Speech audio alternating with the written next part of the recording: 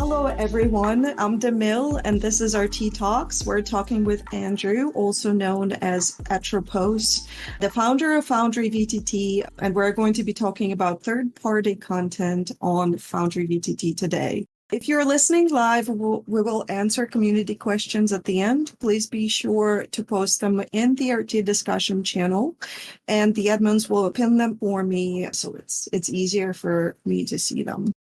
Welcome, Andrew. So happy to have you here. Why don't you tell us a little bit about yourself and about Foundry VTT?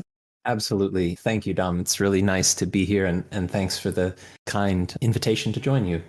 Really excited to chat with your community and you about this topic. Of course, it's close to my heart. So Foundry Virtual Tabletop was a sort of hobby, passion, nights and weekends project that I started several years ago now. So I was not historically in the tabletop industry, but as a player, as a fan, I've played role-playing games most of my life. And I probably, it's fair to say, came to role-playing games through computer games more so than pen and paper games, and that probably shows a little bit in some of the things that we do. But I did come to love traditional pen and paper role-playing quite early on. But I guess my initial love was kind of old school CRPGs like Baldur's Gate and Morrowind and stuff like that. And so those types of games and those types of digital experiences have always been pretty close to my heart in terms of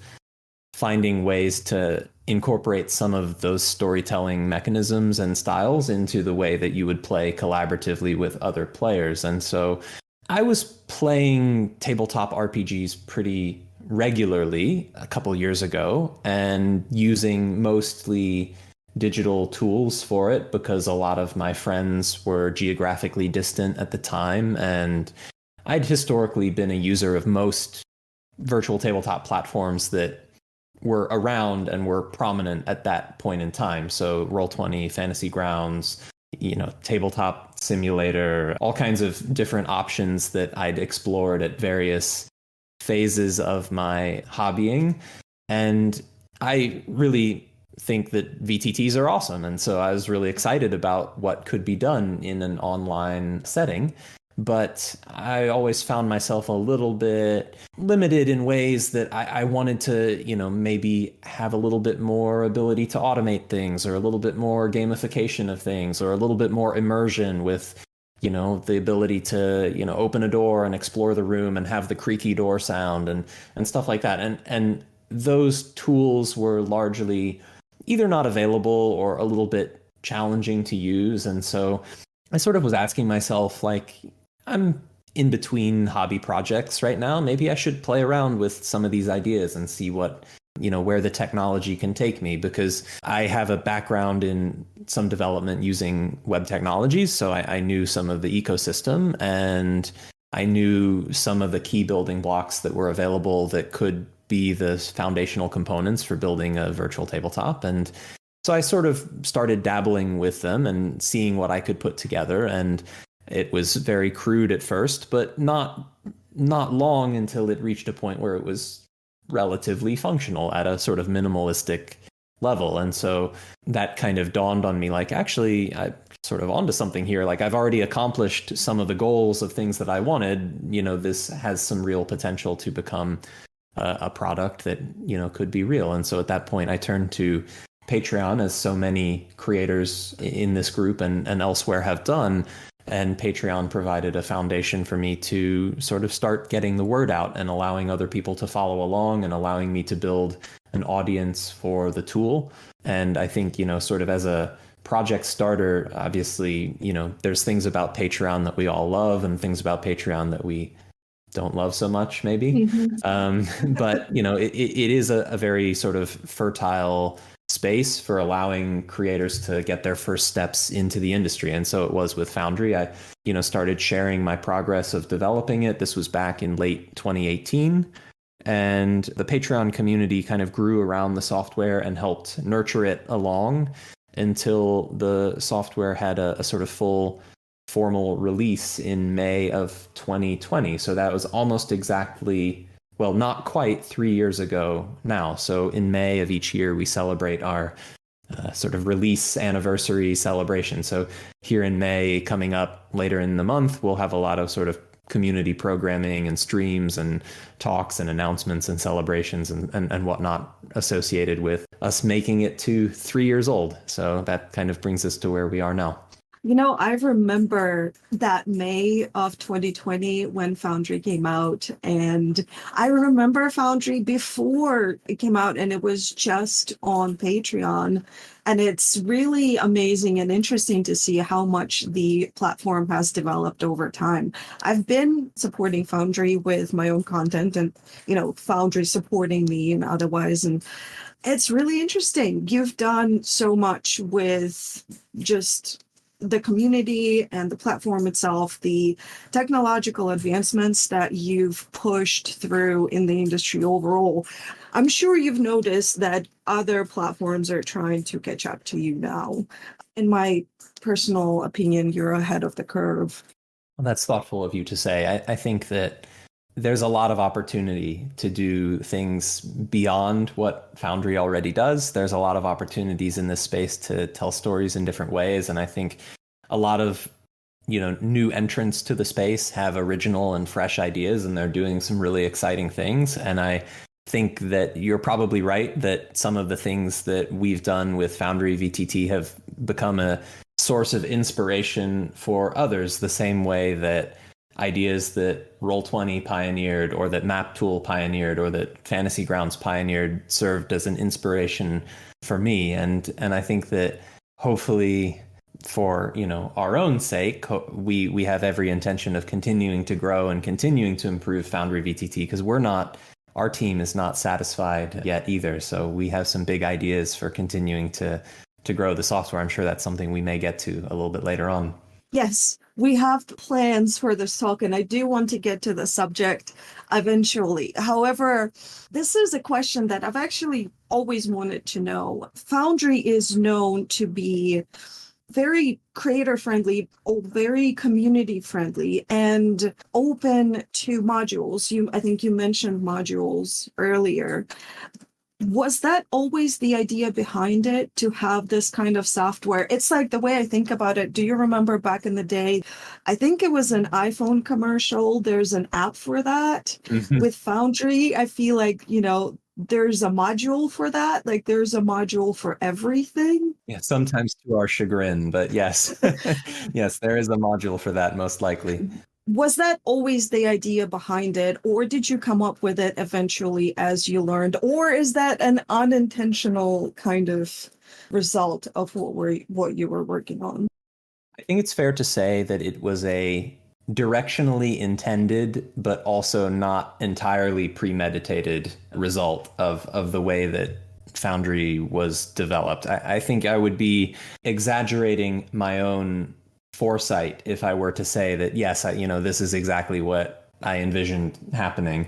I've been routinely blown away by the extent to which this project has exceeded my own expectations and even ambitious hopes. And so it's been really a thrill to see it come together and grow the way it has. But I do think that there is an aspect of the underlying paradigm and design of Foundry VTT that lends itself towards this outcome and set us up to achieve this kind of ecosystem.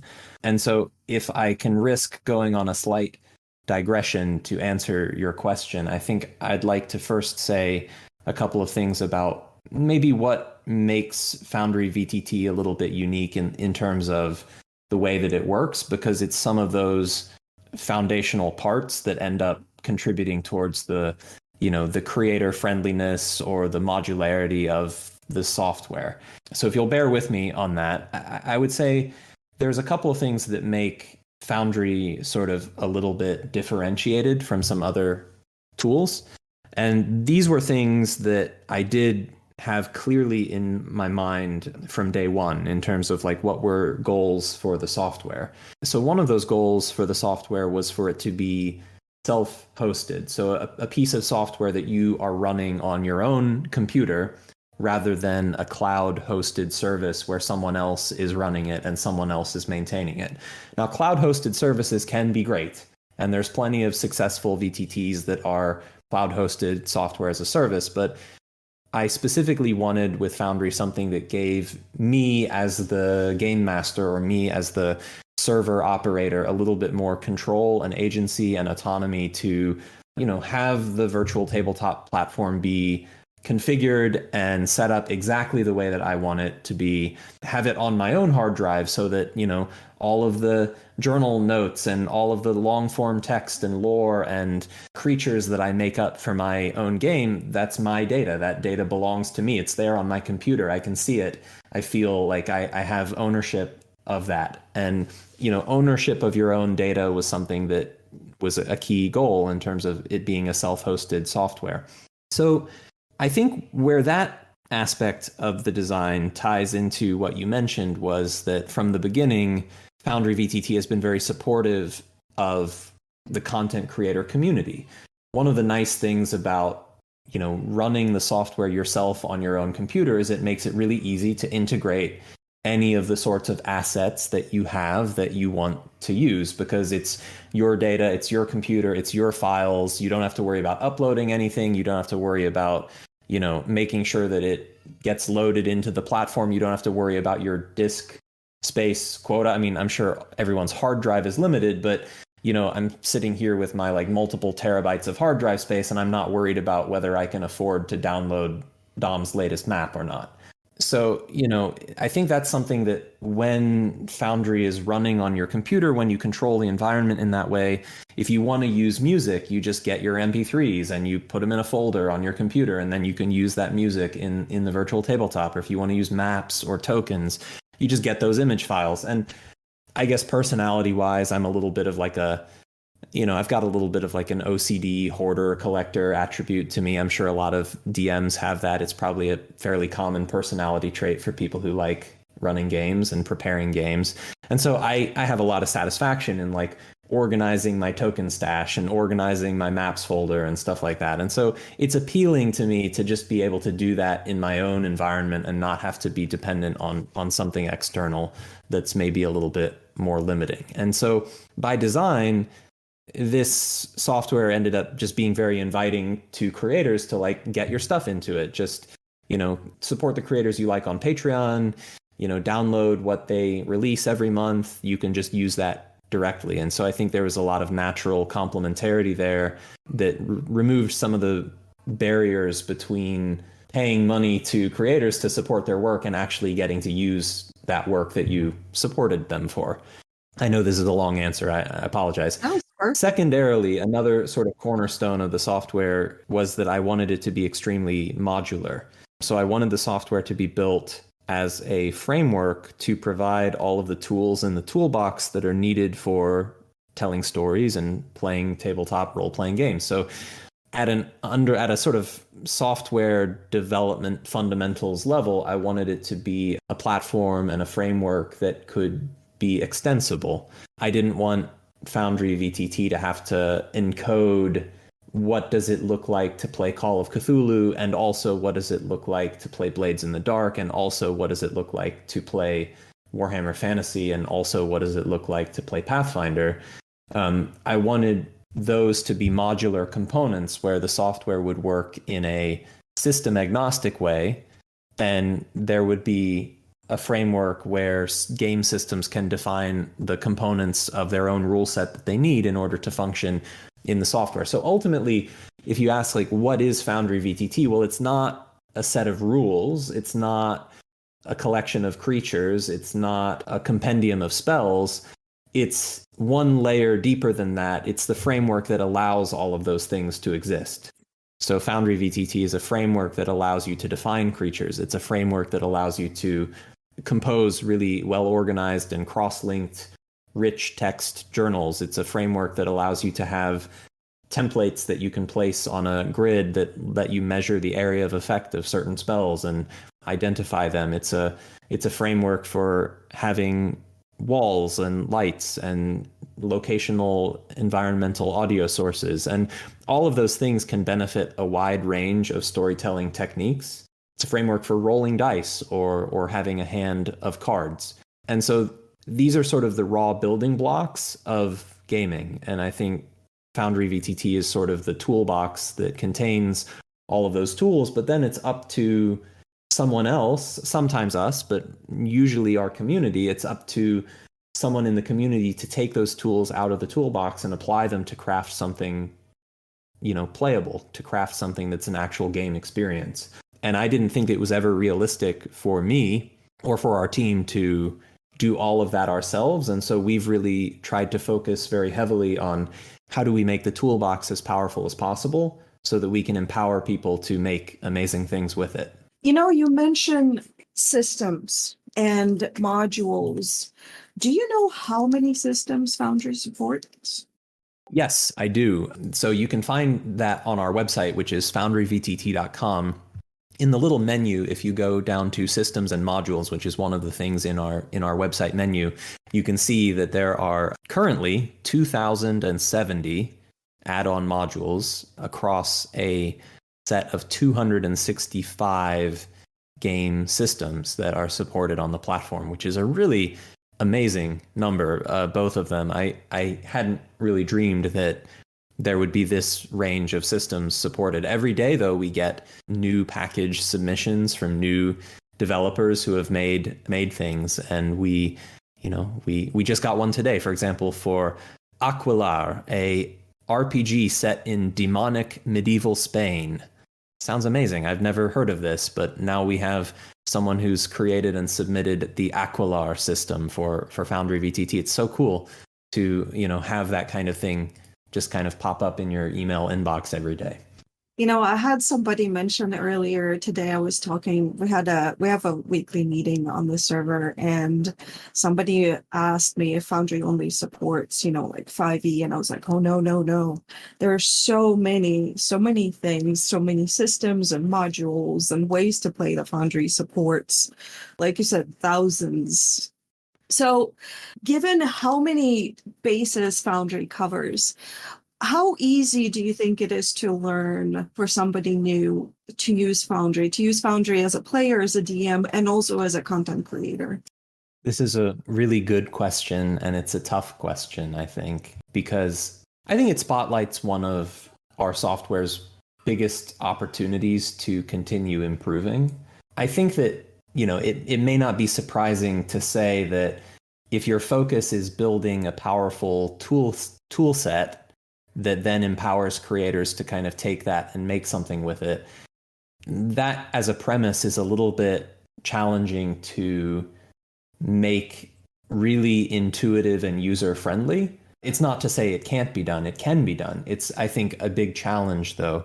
It's a little bit similar to asking, like, how easy is Photoshop to use? Yeah. I don't want to inflate our own quality by saying that, Foundry's as good a piece of software as Photoshop is. Adobe is a massive company that does amazing things. But I think the analogy is not necessarily inappropriate in that it's a tool that provides a lot of capability, and it's a tool that provides a lot of, sophisticated functionality that is designed to allow people to make the most of it. And I think there are simpler photo editors out there, just as there are simpler and more intuitive virtual tabletops out there. But for some tasks, Photoshop is a better software to use than Paint or something else. And I don't say that in a disparaging way, just trying to acknowledge that there are different tools for different things. And I think Foundry is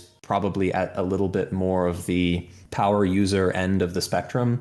That's not to say that we don't want to become easier to use. We have a big focus and initiative that we're working on around new user experience, around UI UX, around intuitiveness of the interface and ease of usability. And there's a lot of things that we're building that I think each new generation of the software that we release, existing parts of the software get easier to use. But also each new version of the software we release, we're adding new functions and new tools to the software. So there's kind of a push and pull in terms of complexity and ease of use, where we're getting better at making some of our core functions easy to work with, but we're also adding new functions. And, does that mean that on net we're easier or less easy? It's hard to say. I think it's a difficult challenge, but yeah, I think that we're in a pretty good place where I would say for players and for game masters, I feel pretty confident that they can pick up Foundry and get started. And the basic functions that you need in order to really use it as a VTT, set up a map, add some actors, place some tokens on the map, take notes in your journal, and have some items that you can hand out. It's all pretty easy and pretty intuitive, I think. But everyone's opinion on that will vary. And we have people who, for whatever reason, the software doesn't resonate with them. And we have people that come to say, oh, this is amazing. I just got it right away. Like, thank you for organizing it this way. It just like works with the way that my brain thinks. And at some point, it's a little bit of a personal thing. And so this is maybe to have a callback to earlier in our chat. This might be the place where there's a module for that comes in sometimes. So, we try and provide a user experience and a set of functionality that we think is the right baseline for everybody. And often different people will have different preferences about how they want the tool to work. And so the ability to modify the functionality, the look, the feel of how Foundry works is one of its great selling points. And so I think if the software doesn't work exactly the way you want, odds are that it can be changed to work the way you want. And so, that also is sort of part of our ethos, rather than trying to necessarily provide everything or solve everything for everyone. Try and pick the user experience that we think is right for most people, and then provide the flexibility for the software to be changed for folks who want it to behave a different way. That makes sense. I feel like every VTT has at least a little bit of a learning curve. It applies to pretty much almost every platform that I've ever tried personally. And personally, I like to keep things simple, whether it's Foundry or another platform. And that's what I do with Foundry. I just have certain things that I like, and that's what I use. And then other people go completely the opposite direction, and they just go nuts with it. And that's the beauty of it, is like you can do kind of both, I think. Mm-hmm. One of the things you asked that I kind of dodged the question a little bit unintentionally was about ease for content creators. I mentioned that I think for a player or for a game master, I think that the software is in pretty good place to jump in and get started and start learning. For creators, I think we're a little bit further behind. Obviously, many creators have figured it out and gone on to offer Foundry content regularly, like yourself. And so, it's certainly a solvable problem, but I'm sure that you and other creators who've tried to do that have encountered your own set of frictions or speed bumps along the way. And so, that is an area that we are certainly investing further into. Our new software release that's coming out later this month now has some brand new features that make creating modules as a creator much easier to do. And I shared a little video on that a couple days ago down in the virtual tabletop channel of this Discord. So if people are curious, I definitely encourage you to check out that video for a little taste of how that works. But that's just a subset of what we're doing to help make things better for creators as we go. Speaking of creator community and the Foundry support of creator community, what kind of support and resources does Foundry have for people who do create for Foundry?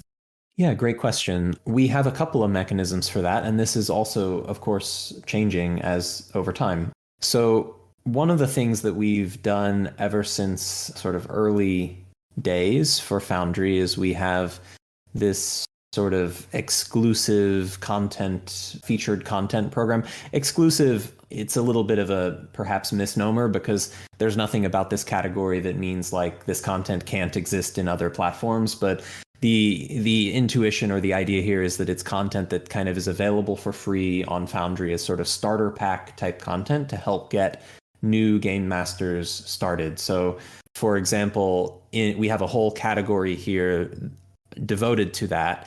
And all of the packs in this category are ones that kind of let a creator be discovered in terms of providing a sampler of their work. And you, of course, Dom, have some of your maps both phased and non-phased on this. Mm-hmm. But, most of the sort of, recognizable names of creators in the TTRPG community have worked with us over time to kind of put together a taster for their own content that is available to everybody for free, that can get people started. And I'm really proud of the selection of content we have there.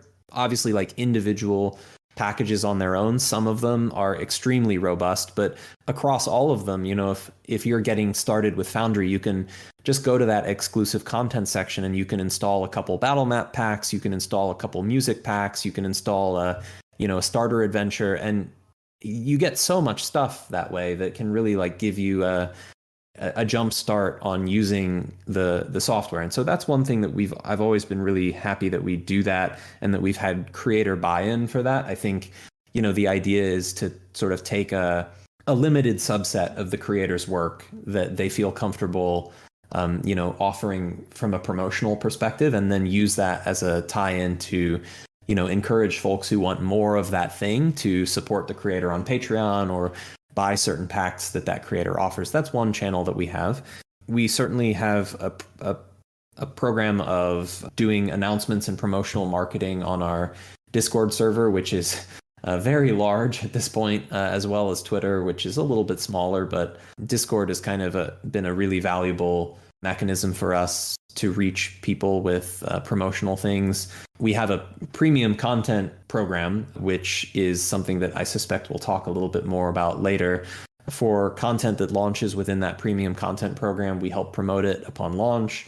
If it's a Kickstarter, we help promote the Kickstarter. If there is Foundry VTT content available as part of that Kickstarter. We also now, in Foundry version 11, we have a new featured content box, which is an exciting new feature that shows up on the setup screen of the software. So not like while you're playing a game, but for the game master when they're, managing their modules or creating a new world or something. There's a featured content box now where we can push a recommendation to everyone all over the world who's using Foundry, that lets them get exposure to a new piece of content. And we have plans for kind of varying that up pretty rapidly and regularly. Like right now in our testing release, I think Tom Cardos's remake of his Austin Wald map pack is like in that featured content widget, but we have work underway to kind of make that a dynamic recommendation for people that we can use to promote exciting new projects and things that are releasing. That's going to be a valuable tool for us.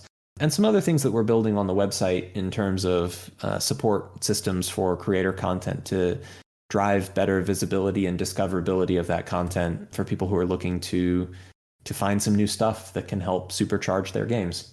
You mentioned premium content. Why don't you expand on that a little bit? Yeah, sure. So this is something where Foundry VTT sort of breaks the mold a little bit, and that can be a good thing or a bad thing, but we deviate a little bit from perhaps the conventional business model. We don't operate a first-party marketplace, at least not right now. And what that means is that we empower creators to make and sell premium content for our platform. And so the question is like, well, how do we do that if we don't have a centralized marketplace? What we offer instead is a number of tools that provide integrations for creators to sell their work across a number of different possible channels. So what is the case is that the publishers that we partner with, they will create and sell content for Foundry VTT in their own, say, web stores if they have one, or through partnered platforms. So we have a drive-through RPG integration. We have a sort of seamless integration with Kickstarter and specifically BackerKit. It's possible to sell Foundry content on itch.io. It is possible to sell Foundry content on your own store if you have one. We have a Patreon integration. So if there's content that you offer through Patreon, we can configure premium content so that your Patreon supporters at a particular tier can get access to that content and no one else can. So there's a number of different ways that we allow for publishers to sell content for Foundry. So rather than operating a centralized marketplace, we basically facilitate a decentralized set of marketplaces. And on our side, what we do is we have a mechanism that understands premium content and facilitates authorization. So when a Foundry VTT user wants to install a particular piece of content, we handle the process of ensuring that that customer has access to that piece of content, and we only let them install it onto their PC if they do. And so, going back to what I commented on before, because Foundry VTT is self-hosted, our premium content, the authorization system is about making sure that the person has purchased and activated that content. And if so, we allow them to download it so that they can use it in their own games. And so, yeah, there's a lot of ways that you can take that and a lot of things that can be done with it. And we have right now about 50 different partnered premium content providers. Some of them are very big publishers like Paizo or Pinnacle or Cubicle 7. Some of them are kind of small, kind of indie creators, Patreon creators, kind of cottage industry. Some of them are in that sort of middle tier, rapidly growing, emerging creators that are making the next big new thing, whether it's like Kobold Press and Black Flag or MCDM and their new RPG. So, there's a wide range of creators that work with us in this system. So there's no requirement that you be a, massive publisher. You can be sort of someone who's just getting started. One thing that I would be remiss if I didn't mention is that you don't have to work with us on this system. So our premium content system, the advantages of it is that we secure your content. So we make sure that only people who have purchased it or are subscribing to your Patreon, only those people have access to the content. But that's not the only way to distribute content for Foundry. Our license agreement allows anyone to make content for the platform and to sell it. We have no requirement that you do that through us. You don't have to pay us for the right to make content for Foundry. You can just do it. All you have to do is own a software license key yourself. And if you own the software, you can make content for the software and you can sell that content yourself. No strings attached. Now, of course, if you go the kind of independent creation route, you have to do a little bit more of the problem solving yourself about like, how do I want to try and get my content just to the people who have it. And there's a variety of tricks that people use in terms of like rotating URLs or having a Google Drive that you add your patrons to, or like there's a lot of ways to try and solve that problem. Some of them are better than others, but going the fully independent route is a great option, especially for smaller and new creators who are looking to just get started, because you don't have to set up an agreement with us. You don't have to, pay us a service fee for managing the premium content system. And so, yeah, that I would be remiss to not advocate for the sort of fully independent option that anyone can just pick up a shovel and start digging and make something great for Foundry and do that fully independently. And both of those options are definitely worth looking into. As someone who does create Foundry content myself, I'm going to shift the conversation a little bit. And I want to know, you as the founder of Foundry, I know you are aware of all of the content that's available out there. Do you see anything that is missing? Is there some sort of a gap that you, as looking from the inside, are like, I wish somebody filled that? Absolutely. Yes. Big time. I think, let me back up a half step, because I think philosophically, a lot of our industry has anchored on conventional print books as kind of the de facto medium that establishes the ground rules for what TTRPG content is or can be. And I think that there's reasons for that, of course, but I also think that that has held creators back in a lot of ways, because a lot of creators are kind of thinking in the more traditional way of, how could I make content that would appear in the types of books that I have on my shelf? And then, having made that content, how can I convert it so that there's a digital version of that piece of content? And that is a perfectly fine way to go. But for creators who aren't specifically intending to make a print book, it's a very limiting way to approach the problem. And ultimately, under the hood, Foundry Virtual Tabletop is much closer to a 2D game engine than it is to a print book. And I think what we see right now is a lot of content that's sort of like similar to what would appear in a print book and not necessarily pushing the boat out or thinking more in a more exploratory or kind of blue sky way about what sort of RPG content could I make. For example, I was using this analogy previously, like earlier today with a different meeting. I love a game like, Darkest Dungeon, for example. Technically speaking, there's nothing that would stop a game like Darkest Dungeon existing in Foundry Virtual Tabletop. It's just a matter of the fact that no one has tried to make something like that.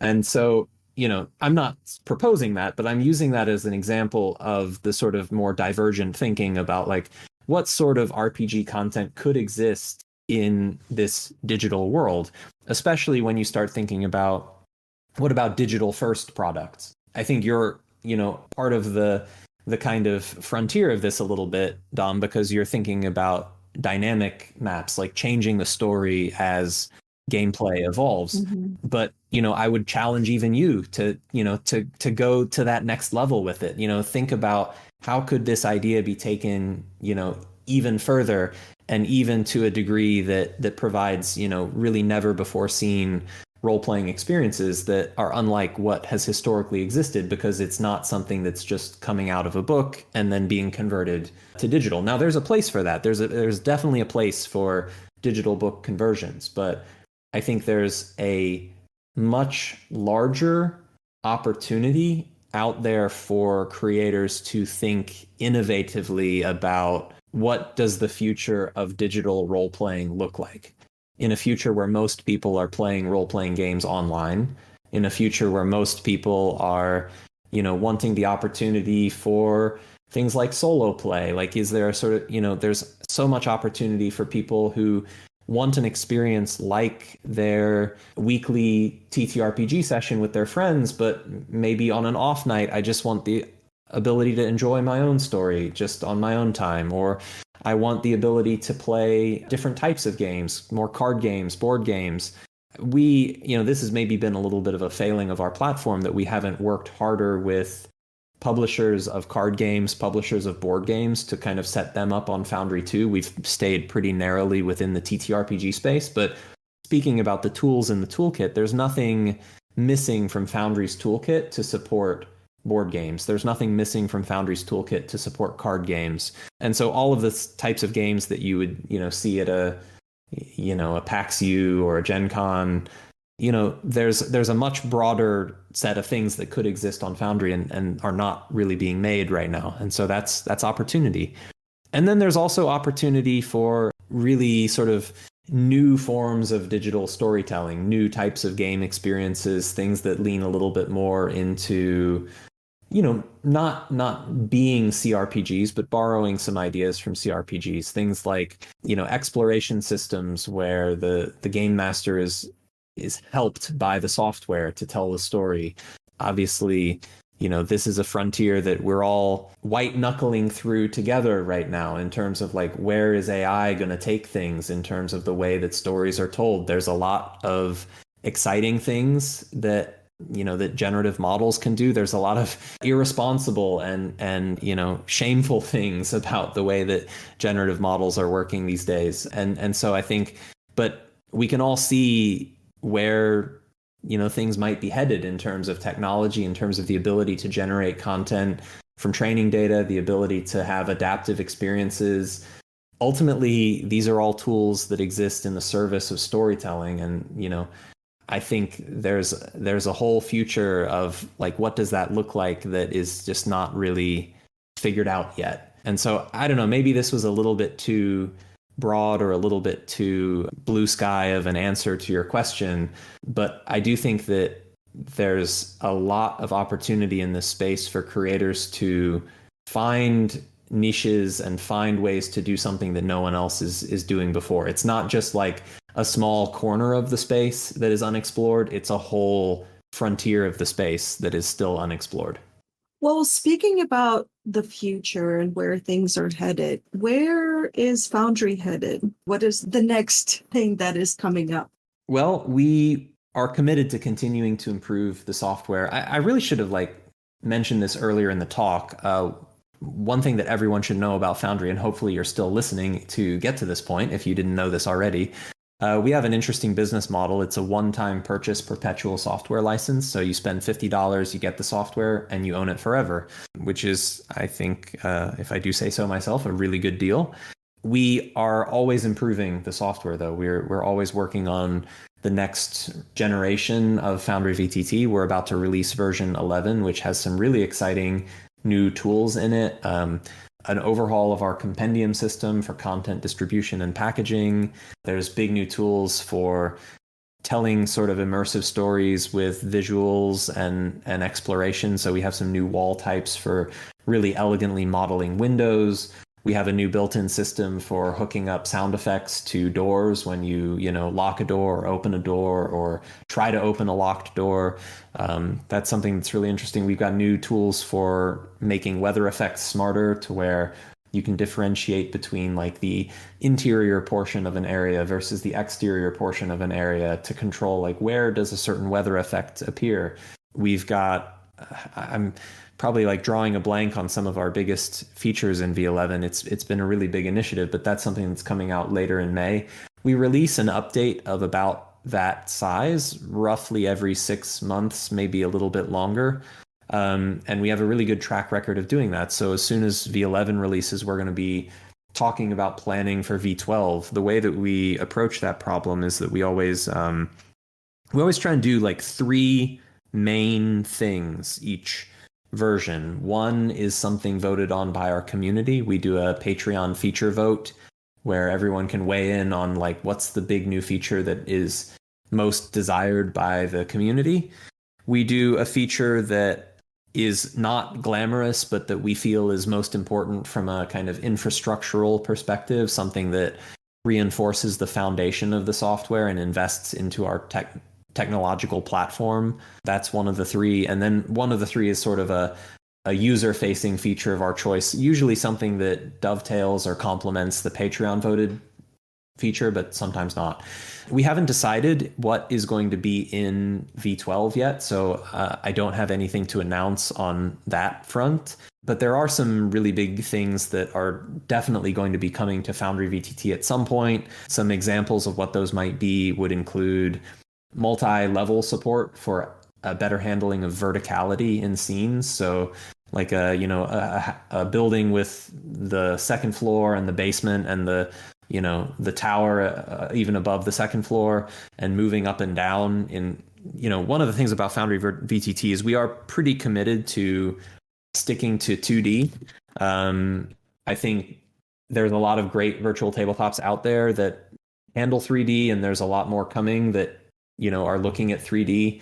One of the things I really love about 2D is that it supports a certain storytelling style, and it integrates with a huge number of really creative people that are making 2D assets. And I think a lot of, that's something that we're pretty committed to sticking with. But there's a lot that even with 2D you can do to, provide more immersion and explorability and dimensionality to the process of exploring an area. And we already offer a lot of those features with overhead tiles and foreground layers and things like that. But we're going to be doing more of that. We're going to be adding a system for event triggers where certain areas of the map can be pre-configured to trigger a certain event, whether it's a trap activating or an encounter starting or teleporting, teleportation pad.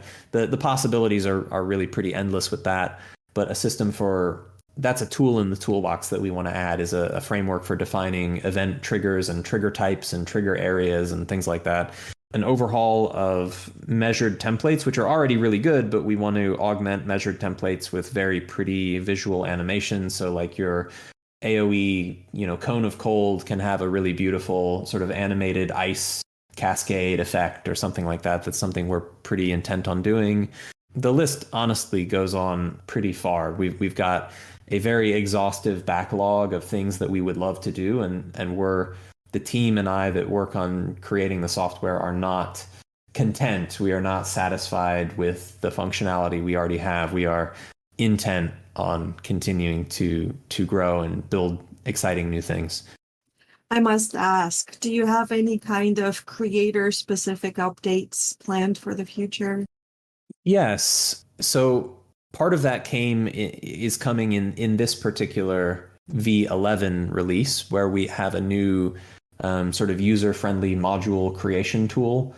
So, I'm sure that you are familiar with, but others may be familiar with the process of like, oh, I've got a new map pack or I've got a new thing. I need to put it together as a module or I need to update that module. There's a much more user-friendly way to do that now, which for people who've already figured out the process, maybe, you already have a solution. You already know the ropes and what to do. But for creators who are coming new to the platform, this will make it much, much easier to get started. And so that's going to be really great for creator onboarding. We are also working on improving, I guess improving isn't the right word, but providing and supporting a big new option for how and where you can sell Foundry content. So for creators who don't necessarily have their own web store, as I mentioned, DriveThruRPG, there's an integration there that you can use. There's other platforms like Itch for people who are doing Kickstarter, BackerKit. But we are working to announce a new option there that will kind of offer some unification and opportunities for folks for whom other platforms aren't a great choice. We don't have an announcement to make on that yet, but I would say expect something later this year on that front. Ooh, I'm looking forward to that. I'm interested. So I have one more question for you. We're kind of running out of time at this point, and after that, I think we're going to switch to the community questions because I see that we do have a couple.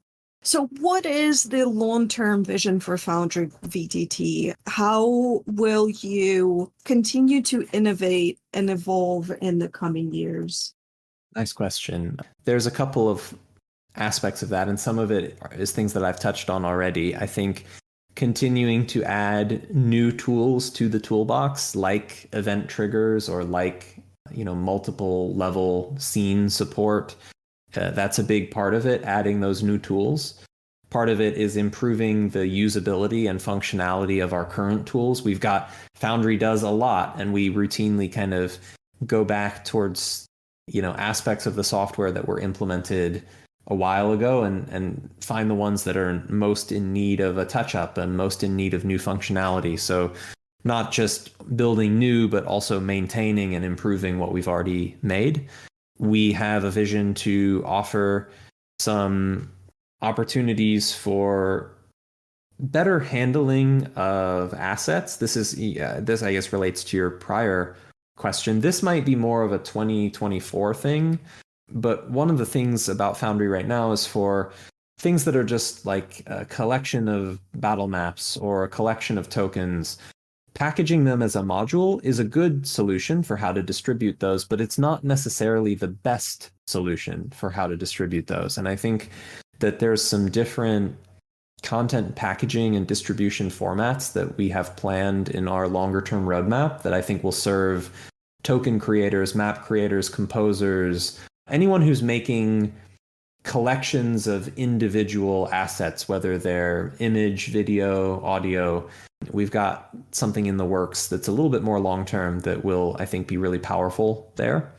Let's see, how else are we going to continue to innovate? So I talked a little bit about the opportunities that are out there in terms of providing new forms of digital RPG experiences. We're going to try and, I guess, lead the way in that arena by doing a little bit ourselves to show some of the things that are possible and hopefully provide something that the community of our users absolutely loves, but also something that provides a source of inspiration and a set of, a sort of beacon to follow for creators who want to do similar things by providing an example that can be followed of how to do some different things in the Foundry framework that are, not conventionally done. So I think that's part of it as well, is kind of convincing people that other things, the platform can be used for other types of gameplay experiences. And we hope to, provide some guidance and leadership there. That sounds amazing. And I'm really looking forward to seeing where Foundry is going to go from here.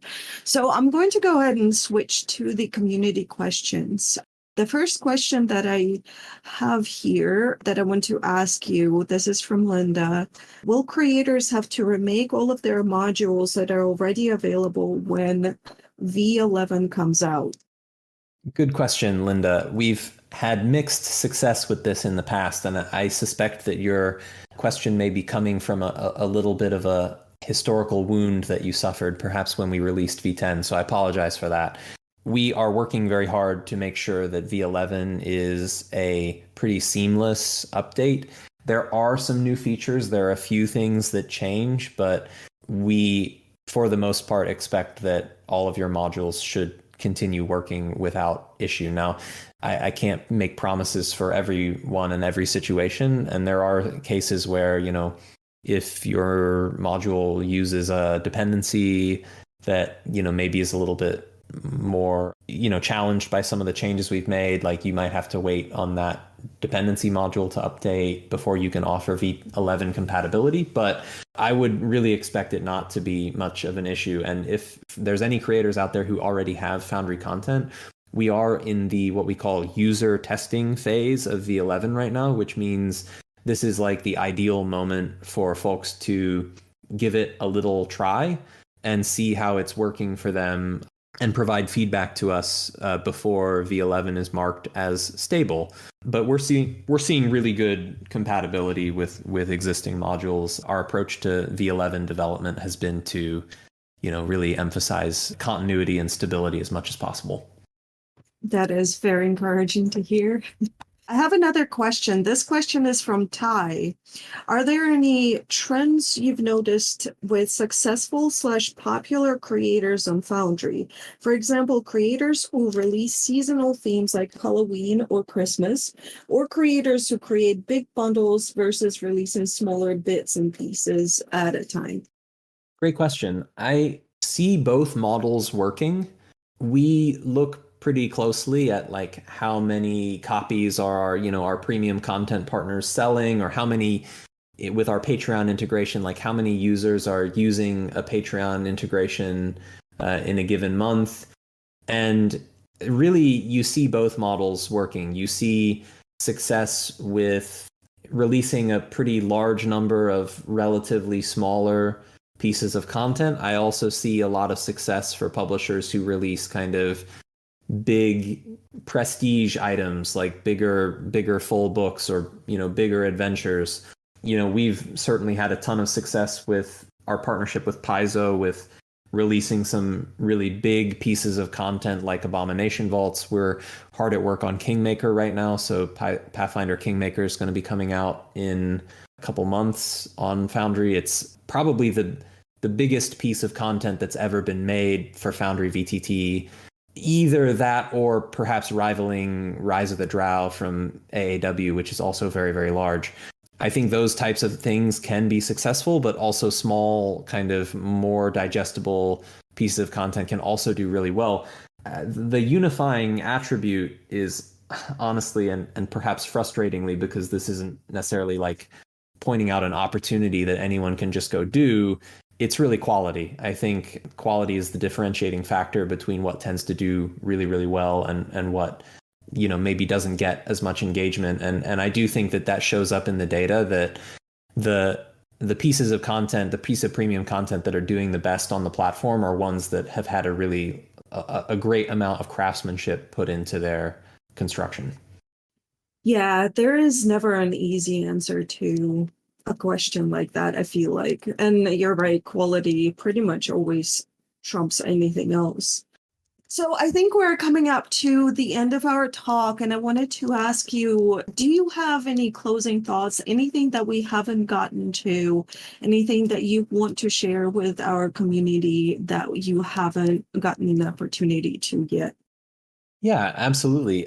Well, I can do two things. One, I can answer a quick question, if that's okay. Yeah, of course. From Monkey in chat, who asks about plans for card integration in the near future. So it's a great question. I think one thing everyone should know, and I mentioned this a little earlier, is Foundry VTT already has a card support system. We added that a couple versions ago. It is a powerful tool, but it is one that requires a little bit of finesse in order to take best advantage of. So, when I reflect on areas where we can like continue improving the software in the future, I think cards is one of those areas. But there is a lot that you can do with cards already, and it can be really beautiful and provide a really amazing card-based experience. We have actually, I can give you a scoop on this. We have a product launching tomorrow for Pathfinder Hero. It's not like a super big product. It's actually kind of a smaller one, but it's a full digital Hero deck. If you're familiar with Hero, it's kind of like a tarot style foretelling mini game almost. And it relies heavily on the card system in Foundry, and it has a really great workflow and automation and kind of immersive process that lets you do Hero readings with your party to foretell the great or terrible deeds that will occur for them in their adventures. And I think it's a nice example of using the card system in Foundry to do some things that are much more elegant and go beyond sort of what the basic framework does. So yeah, to answer your question, card support already exists and is, I think, in a good place, but in order to make it beautiful, in order to make it feel really amazing to play a card-based game, it does require a little bit more work for the creator at the moment. And reducing that barrier, lowering that hurdle to creating a wonderful card-based game is something that we'll also be working to do. So that was the first part of my double feature. The second part was closing thoughts for the community. I think that the main thing I would want to express is really just gratitude, I think, because the creator community has done so much for Foundry, and I hope that feels reciprocated, and I hope that we've supported creators as much as we can. But I think that by being a pretty creator-friendly software and by working with creators to make it easy to get their content into the platform, and by working to find ways to showcase their content, we've benefited so much from that. I think that creators that make things for Foundry, creators that talk about Foundry with their community, that kind of passive word of mouth and grassroots marketing has been really invaluable for us, because it's allowed Foundry to succeed in a way that it never would have otherwise. And we don't, perhaps this is something we should do better, but we don't really try really all that hard on the marketing front to like advertise Foundry or to do like special product placements or like sponsored endorsements from like notable community members or anything. Like, we don't really do that stuff because we focus so much on trying to make the software as great as it can be, and then relying on people to help spread the word and tell their friends, tell their game group, tell their Discord community about how Foundry is working for them. And that model has worked really well for us, but it wouldn't have if it weren't for, creators buying into what we're doing and seeing a way for their work to be featured and to kind of see that synergy. And so I guess my prevailing message for the creator community is one of gratitude, and especially for people who've already, bought in and engaged with Foundry. But for people who haven't and are maybe thinking about it, I hope you'll consider it. And I hope you'll know that we are very interested in working with you, and that our community is super welcoming and is always keen to see new creators pop up with new content, and folks are very excited to support and have our community has I think demonstrated that they are very willing and eager to support creators on Patreon or elsewhere who are making content for the platform. And so I think there's a lot of sort of all rising tide, to borrow your Discord server name. I think there's a lot of that phenomenon in our ecosystem as well. I think that it really is a symbiotic relationship between Foundry and creators. And I've seen so many creators rise thanks to working with Foundry, honestly, myself included. So I'm not an entirely neutral party in this conversation, but Andrew, it's been so wonderful to have you here. I'm so glad that we got the opportunity to chat with you. I hope we will have you again sometime in the future. Yeah, absolutely. It's been really lovely, and I appreciate the thoughtful invitation to join. You know, as I mentioned before we started recording, I think I don't always get, you know, as many opportunities to do something like this as I would like. And so it was really great to get this invitation and to have a chance to chat with you and with your community. And I really appreciate it. It's been great. And I encourage you and everyone else to keep an eye out during May for all of the Foundry related festivities going on with our anniversary celebration. We'll have weekends of games. There's a community organized FoundryCon. There's we'll have a lot of programming about showcasing our new V11 and talking about the future and reflecting on the last year and announcing some new things and dropping some new products that are going to be coming out. And then there's PaizoCon on the far end of it. We have a great relationship with them. We'll be pretty heavily involved in that. And so there's lots, and the software is also going to be on sale in May. So if anyone is thinking about getting into Foundry and wants to save a little bit of money in the process, we will have the software on sale towards the latter half of May as well. So that's something else to look forward to. Ooh, nice. Heads up, everyone. All right, everybody. Thank you so much for attending this talk. I'm Domille. This has been RT Talks. Our guest today was Andrew, aka Atropos, the founder of Foundry VTT. Join us live in our Discord for our next event coming up on June 13 at 7:30 p.m. Eastern Time with Abyssal Brews about why you should fail more and better. Thanks, everyone.